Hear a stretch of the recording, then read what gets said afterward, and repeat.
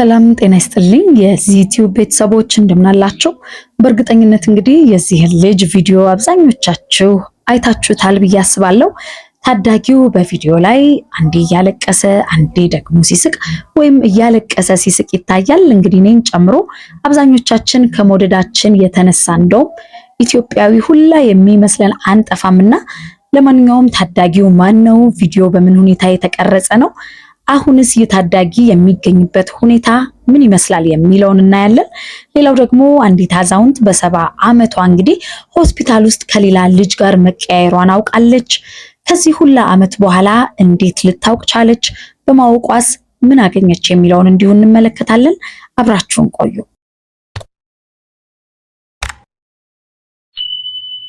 እንግዲህ ይህ ለእናንተ አዲስ አይደለም። ይህ የምትመለከቱት ፍልቅልቅ ተወዳጅ ልጅ አልበርት ይባላል እና እንግዲህ በዚህ የሰከንዶች ቪዲዮ ላይ እናቱ ፕላን ፕሌት ስትሰጠው ላለመብላት ብሎ ሲያለቅስ፣ በዛው ቅጽበት ደግሞ ምግቡን እንዲበላ አያቱ በዜማ ስታባብለው ማልቀሱን አቁሞ ሲስቅ ደግሞ ይታያል።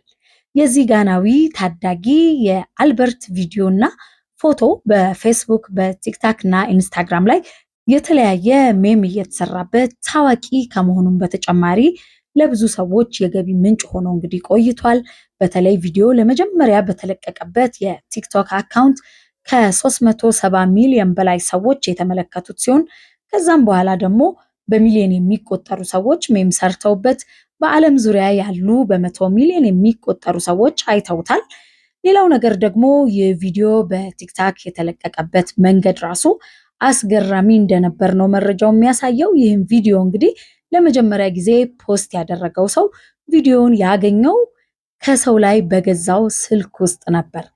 በኋላ እንግዲህ እንደታወቀው ይህም ቪዲዮ የቀረጸው የታዳጊው ልጅ አጎት ሲሆን ስልኩን በሸጠበት ወቅት ቪዲዮ ባለመጥፋቱ ወይም ባለመደለቱ ይህን ያገኘው ሰው ይህን ያህል ቫይራል ይሆናል ብሎ ሳያስብ እንደ ቀልድ ፖስት ያደርገዋል ማለት ነው።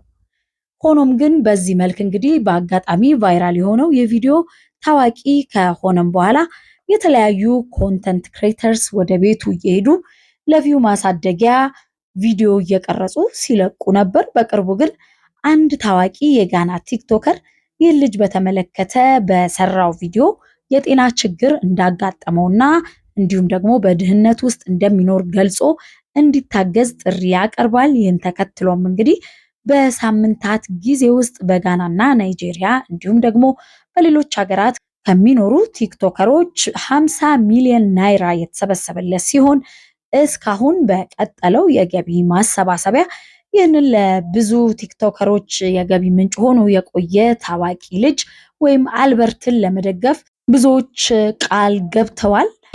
ወደ ቀጣዩ መረጃችን ደግሞ እንሻገር። ቀደም ሲል እንዳስተዋወቅኳችሁ እንግዲህ አንዲት አዛውንት ሆስፒታል ውስጥ ከሌላ ልጅ ጋር መቀየሯን ያወቀችው በ70 ዓመቷ ነው።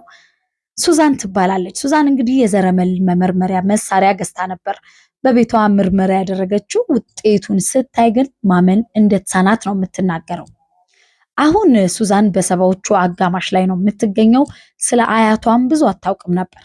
ከአየርላንድ የሚመዘዝ የዘር ግንድ እንዳለ ባስተውልም ስህተት ይመስለኝ ነበር ነው የምትለው። ነገሩን ችላ ብላው ብትቆይም የኋላ ኋላ እውነታውን ማውቋ ግን አልቀረም። ስለ ቤተሰቧ የምታውቀው ሁሉ ስህተት መሆኑን ደርሳበታለች። በ1950ዎቹ በህፃናት ማዋለጃ ክፍል ውስጥ ከሌላ ልጅ ጋር እንደተለዋወጠች ነው ያወቀችው።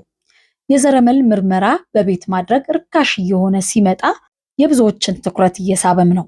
እንደ ሱዛን ያሉ ታሪኮችም መሰማት ጀምረዋል። ሱዛን በደቡብ ኢንግላንድ ነው የምትኖረው። ተጫዋች ናት። ባለቤቷ ከጎኗ ተቀምጦ የረሳችውን የታሪክ ክፍል ያስታውሳታል። የዘረመል ምርመራ ያደረገችው ከ10 ዓመት በፊት ነበር። ውጤቱ የተመዘገበበት ድርጅት መረጃዎችን በቋት ውስጥ አኑሮታል። የቅርብም ይሁን ዘመዶቿ ድንገት ምርመራ ካደረጉ የድርጅቱን መረጃ ያገኛሉ በሚል ከ6 ዓመት በፊት ያልተጠበቀ ዜና ሰማች። አንድ ሰው በዘረመል ውጤቱ ከሷ ጋር እንደሚዛመድ ይነገራታል። በጣም ደነገጥኩ ትላለች።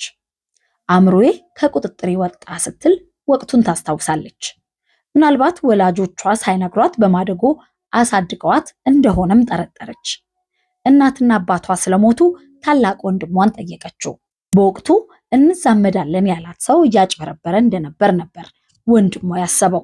እናታቸው ሱዛንን እርጉዝ ሆና እንደሚያስታውስም ጭምር ታላቅ ወንድሟ ይነግራታል። ሱዛን ግን ጥርጣሬ ነበራት። ሱዛን ከወንድሟ በቁመት ትበልጣለች። ፀጉሯም ወርቃማ ቀለም ከመሆኑ በተጨማሪ ከሌሎች ቤተሰቦቿ ጋር በፍጹም አትመሳሰልም። ልጇ ጉዳዩን ማጣራት ትጀምራለች። ሱዛን በተወለደችበት አካባቢ የተመዘገቡ ልጆችን ዝርዝር አፈላለገች። ከሱዛን ስም ቀጥሎ ያለው ስም ለሱዛን መልእክት ከላከላት ሰው የአባት ስም ጋር ይመሳሰላል። ለሱዛን ዘመድነን ብሎ መልእክት የላከላት ሰው ስም በዝርዝር ውስጥ ከሱዛን ቀጥሎ መመዝገቡ አስደነገጣቸው። አጋጣሚ ሊሆን አይችልም። ከ70 ዓመት በፊት ልጆች ተለዋውጠው መሆን አለበት። አሁን ላይ የዩኬ ብሔራዊ ጤና ተቋም ልጆች ሲወለዱ እግራቸው ላይ መለያ ያስርላቸዋል። እናትና ልጅም አብረው እንዲቆዩ ይደረጋል። በ1950ዎቹ የነበረው አሰራር ግን ከዚህ ፈጽሞ ይለያል። ልጆች በትልቅ ማቆያ ውስጥ ስለሚደረጉ ከእናቶቻቸው ጋር ይለያያሉ። የሚንከባከቧቸውም አዋላጆች ነበሩ። ሱዛንን የሚወክላት ጠበቃ ራስል ኮክ ያኔ አሰራሩ አስተማማኝ አልነበረም ሲል ይገልጻል። እንደተወለደች መለያ አልሰጧትም ይሆናል፣ አሊያም መለያው ጠፍቶ የተሳሳተ አልጋ ላይ አስተኝተዋታል ነው የሚለው። ከ1940ዎቹ መጨረሻ ጀምሮ በዩኬ በድህረ ጦርነት የወሊድ ቁጥር ጨምሯል። ለልጆች ማዋለጃ ክፍሎች ጫና ውስጥም ነበሩ። ሱዛን በመንግስት ሰራተኛ ቤተሰብ ውስጥ አድጋ የብሔራዊ ጤና ተቋም ሰራተኛም ሆናለች።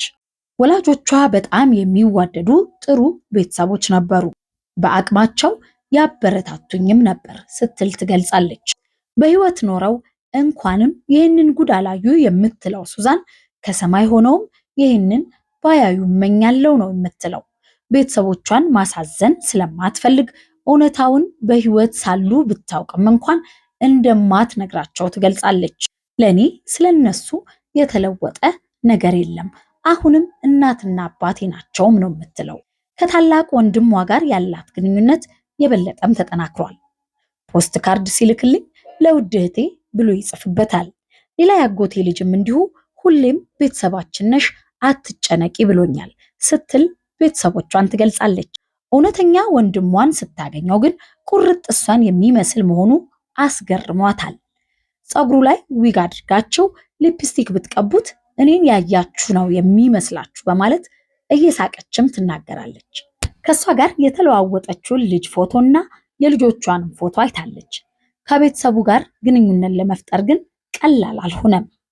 የስጋ ቤተሰቦቼና ዘመዶቼ ቢሆንም አብረን አላደግንም።